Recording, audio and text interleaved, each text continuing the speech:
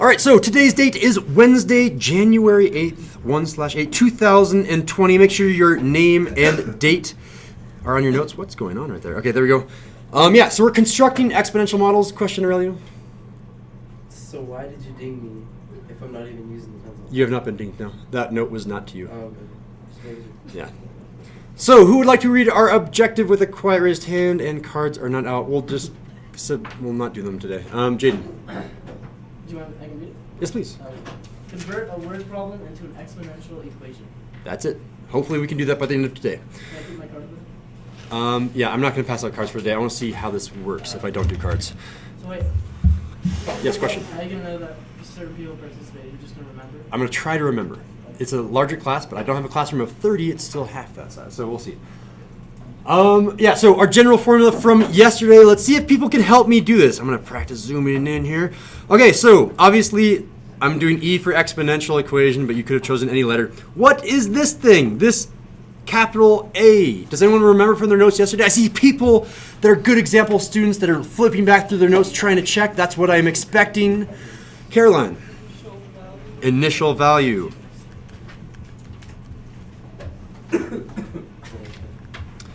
What about B? Capital B. Beverly. That is your scale factor. Thank you, Beverly. And then I have something happening with my t up there, so I just did f of t. Some t thing is happening up there. Also note that whenever I have time, I usually do t divided by whatever the time interval. So I'll say t over the interval. We learned that yesterday in our notes as well. And I think most people got 100% on that assignment where they said, how long does it take to do 4.1 weeks or whatever, or how long does it take to go up the scale factor, and you just choose that number. Whatever that bottom number is the answer for the time interval. All right, so we have this word problem. Hopefully we will be able to turn it into something that looks like that. Quiet raised hand, read. India. A bacterium increases its mass by 34% every 4.3 minutes. If the initial mass of the bacteria was 83 grams, write a function that models its mass every t minutes. Perfect, thank you. Aurelia, can you please put your binder down so I can see your face? Thank you. So I need to start off with anything. Scale factor, initial value, things that have full face, please. Thank you. Anything at all. Who wants to try to take a stab at part of this equation? I mean, if you want to do the full equation, that's also fine. I see one hand. Initial value is kind of one of those easier ones to find if you're looking for a gimme. The initial value should be your first number out front. Yes, Lorea. 83. Yeah, so the initial value, this A is 83 because it says the initial mass of bacteria was 83 grams. So the first number we should write is 83. Then I need a scale factor. I'll have t divided by something else. So I need anyone else to help me use the numbers 4.3 and this 34%. How am I going to do that? Yes, Oscar. 4.3. Good guess, but no, the 4.3 is going to be in the exponent, but thank you for participating. Anna? 43% next to 83%. Not quite. So you're thinking like this times 0.43 like that?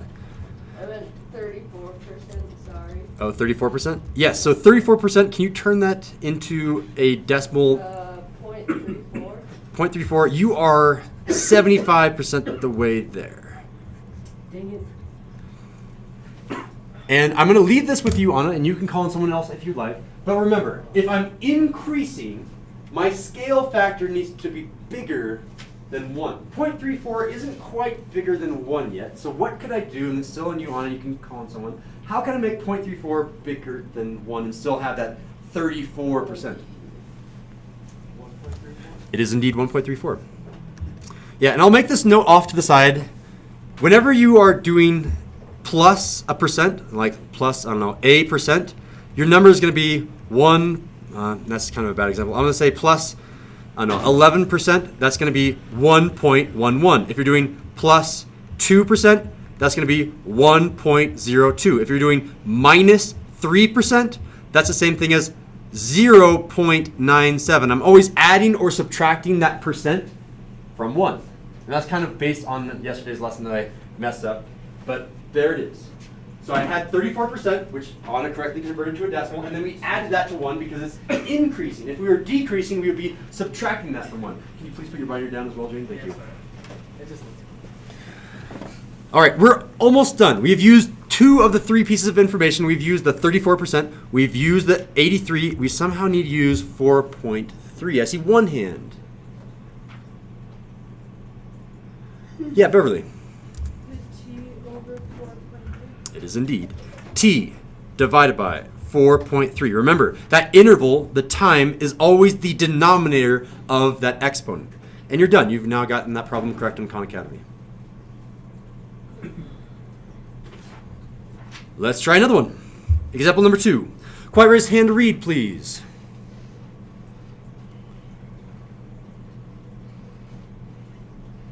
Aurelio, What? Where's my hand? please read example number 2 for us. The population of a city loses 1/14 of its population every 3 months. The initial population was 16,342 by a function that models the population every m months. Thank you. You're a really good reader. I might call you more now. Thank you. Great. Okay, any piece of information. Let's try to do one at a time if possible. But if you really, really want to know the full answer and you just want to shout it out, that's cool too. With a quiet raised hand, does anyone have either the initial value, the exponent, the base, the common ratio? I see hands that have participated before, and that's totally cool. India? The initial value is 16,342. 16,342. Thank you. Yep, and it kind of gives it away there with the initial population. All right. I'm going to specifically ask now for the base. And the base is going to be one of the harder things to find because I'm losing 1/14. So I have to subtract that from 1. How am I going to do that? Subtract 1/14 from 1. Colby, talk to us. 13/14. It is indeed 13/14. 13 over 14.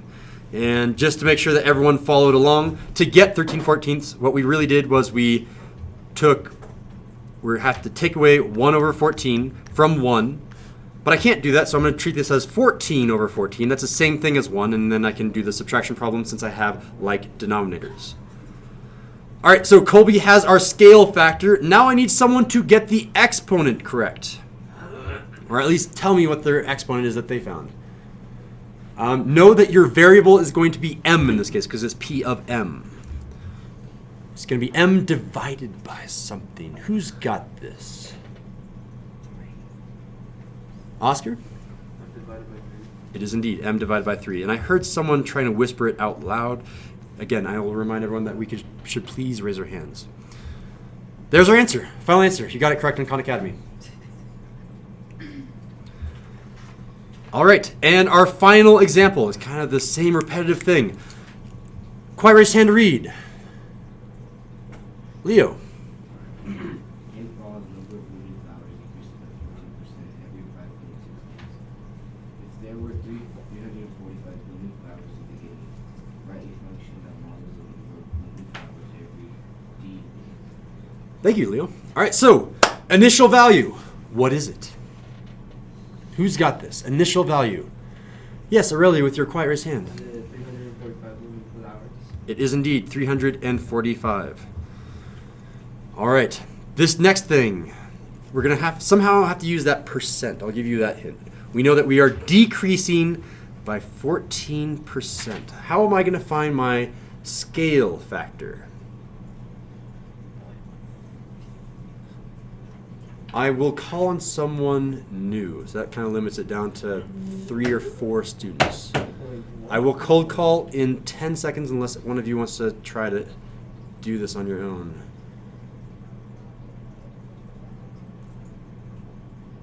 All right, Cheyenne.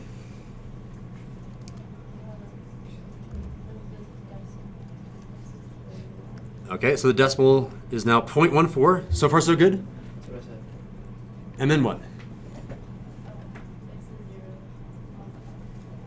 Say a little bit louder.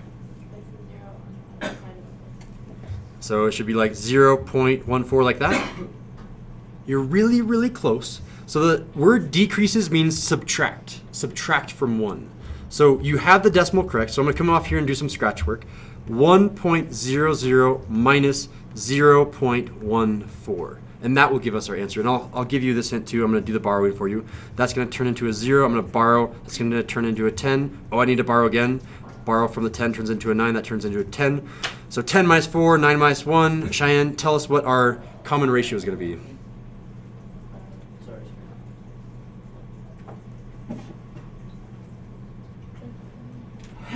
10 minus 4, 9 minus 1. There it is. Thank you. Everyone can write down 0.86. Thank you, Cheyenne. That is indeed the scale factor. And then finally, the exponent. Is it a question? Yeah. Yes, question. So anytime it says decreases, we're subtracting 1 from the percent.